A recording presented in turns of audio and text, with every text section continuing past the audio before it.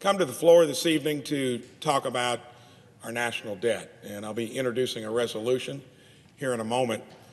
Our national debt, to put it in perspective, had never been much before the year 2000. Cumulatively, it was $5 trillion. That's a lot of zeros behind a 5. That is a lot, but that's what it took from the beginning of the country. Most of it did occur from the 60s to 1980. It's when we started doing deficits, but it really started to get to where they became entrenched in standard operating procedure in the year 2000. We did put 2 wars on the credit card. That took our debt in 2000 to 2008. We went up to 10 trillion. All of a sudden, a lot more zeros with an extra 0 and a 1. And then from 2008 to 2016, we went from 10 trillion to 16 trillion. Now it gets to be a little more repetitive. I got here elected in 18. By 18, we're adding $1 trillion a year. Stick with me here, that's 16 trillion, 17, 18. So get here as a senator alarmed by that when you come from a place like Indiana.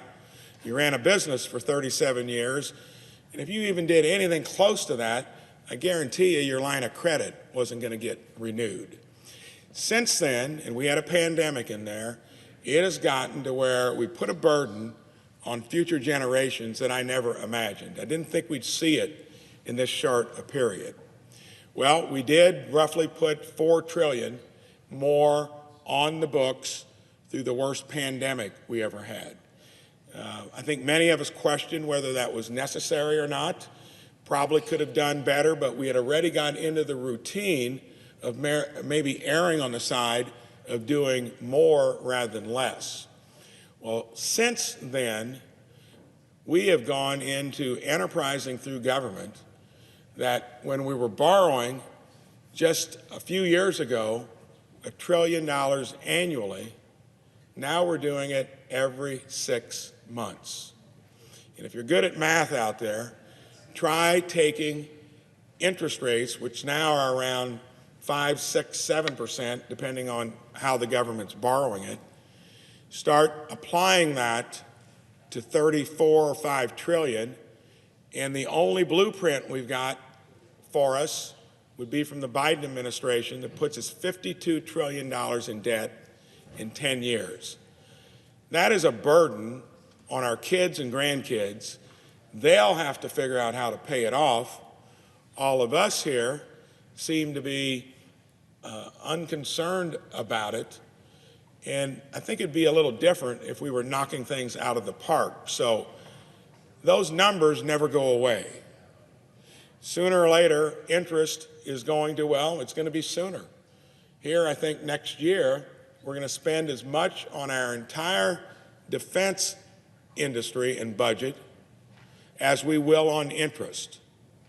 And it doesn't take long to where that's going to amount to 3 to 4 years, 5, what we spend on all discretionary spending here, domestic and defense.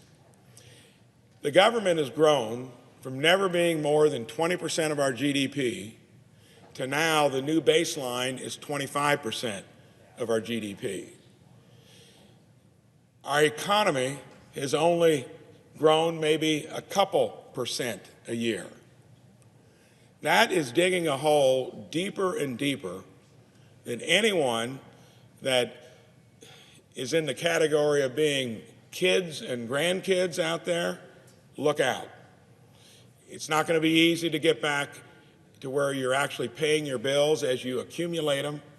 And if we don't, it'll be the same thing Greece, Italy, Portugal, Spain had to go through when they fell off the wagon as small economies. We're the largest economy in the world.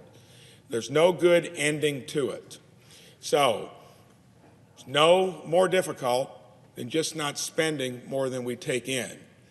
Any good manager would figure out real quickly how to get back in line. Your banker would never allow you to renew a line of credit if you didn't. Here we have the printing press in the basement, and the credit card gets renewed each year. That's no excuse that you should keep performing poorly when you know what the end result is going to be.